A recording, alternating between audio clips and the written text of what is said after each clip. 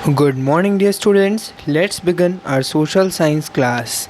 Today we are starting with new unit geography, and in that we'll discuss chapter 1 India, size and location. This is a basic chapter which will be covering all the basics of geography. Here we will be reading about India, its neighbors. Also we will be reading about the trade that has been done from India, its old maritime as well as land contacts, and the location of India as well as size of India. Let's start reading. India is one of the ancient civilizations in the world. It has achieved multifaceted socio-economic progress during the last 5 decades.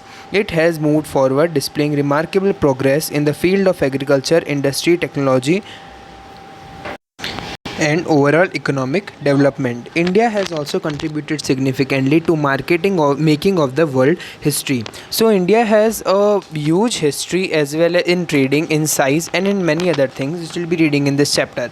So let's discuss very important thing, that is the location. The question that is framed from here is, describe the location of India. India is a vast country, we all know. Lying entirely in the northern hemisphere, the mainland extends between latitudes 38 degree 4 minute north and 37 degree 6 minute north. So when we talk about the latitudes of India, these will be 8 degree 4 minute north and 37 degree 6 minute north. And for longitudes, we have 68 degree 7 minute east and 97 degree 25 minute east. The comma represent the minute. The Tropic of Cancer, now you have to learn this. It is 23 degree 30 minute north. From this we can easily see that it is a latitude. Divide country into almost two equal parts. To southeast and southwest of the mainland, the Andaman and Nicobar Island and Lakshadweep Island in Bay of Bengal and Arabian Sea are there respectively. Find out extent of these group of islands from your atlas. So you need to refer for this atlas book. The southernmost point of India Union, that is Indira Point, got submerged under sea water in 2004 during tsunami.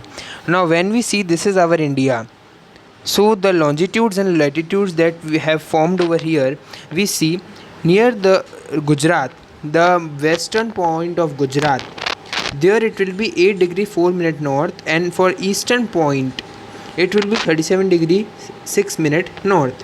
When we see about the top of Jammu and Kashmir, which is now Union Territory, we see 68 degree 7 minute east, and when we see the bottom, we match it with 97 degree 25 minute east, that is somewhere near Tamil Nadu. Now let's discuss the size. The landmass of India has an area of 3.28 million square kilometer. This is very important. Now here the question will be framed is, describe the size of India. 3-mark question, and this is 1-mark question also. India's total area account for about 2.4% of total geographical area of the world. So there is one graph which is given over here. You can see that India is the 7th largest country of all of the worlds. From figure 1.2 it is clear that India is 7th largest country of world. India has a land beauty and of about 15,200 km and total length coastline of mainland including Andaman and Nicobar and Lakshadweep of 7,516.6 km. So when we talk about the coastline, that is 7,516.6 km, which include both Andaman, Nicobar and Lakshadweep Island also. And when we talk about the land line, which is besides of the coastline, it is about 15,200 km.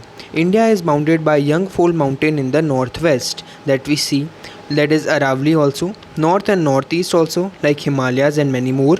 South of about 22 degree north latitude it begins to taper and extend towards the Indian Ocean.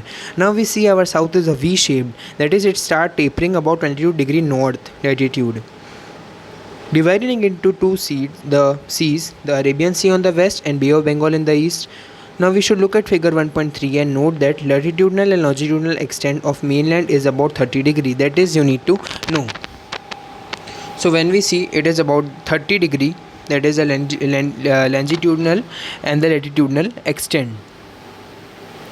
Despite this fact, the east-west extent appears to be smaller than north-south extent. Now we see that the east-west extent, it appears to us to be smaller. When we see from north to south, we see India as big, but actually these are nearly equal. From Gujarat to Arunachal Pradesh, there is a time lag of 2 hours. This is a very important question. Hence, time along the standard meridian of India, that is 82 degree 30 minute east. This is an important 1 mark question. Passing through Mirzapur. From where does it pass? It passes through Mirzapur in Uttar Pradesh. Is taken as a standard time for the whole country. The latitudinal extent influences the duration of day and night. So we see that this is also influencing day and night as one move from north to south. The Indian landmass, before that we should see the map of India. We see again over here that the top one is 37 degrees 6 minute east and the bottom one is 8 degree 4 minute east, and here in the west one it is 68 degree 7 minute north, and over here is 97 degree 25 minute east. When we take a difference we get 30 degrees for both. That is, we prove that from both, from north to south or east to west, these are equal. Now you can see this dotted line. This represents the time of our India. It is about 82 degree 30 minute east, and it passes, as we discussed, through the Mirzapur. Now let's discuss India and the world. Now here the question is that what is the significance of India's central location? Now India is located centrally in all of the continents. Now what is its significance, or why it is important? The Indian landmass has central location between East and West Asia. India is a southward extension of Asian continent. The Trans-Indian Ocean routes which connect countries of Europe in west and countries of East Asia provide a strategic central location to India. Note that Deccan Peninsula protrude into Indian Ocean, thus helping India to establish close contact with West Asia, Africa and Europe from western coast, and Southeast and East Asia from the eastern coast. So that is their connections of India with the other countries. No other countries has a long coastline on Indian Ocean as India has, and indeed it is India's eminent position in the Indian Ocean which justify the naming of the ocean after it. Do you know, since the opening of Suez Canal in 1869, India's distance from Europe has been readily reduced by 7,000 km. This is an important do you know. Now we will discuss about India's size and location.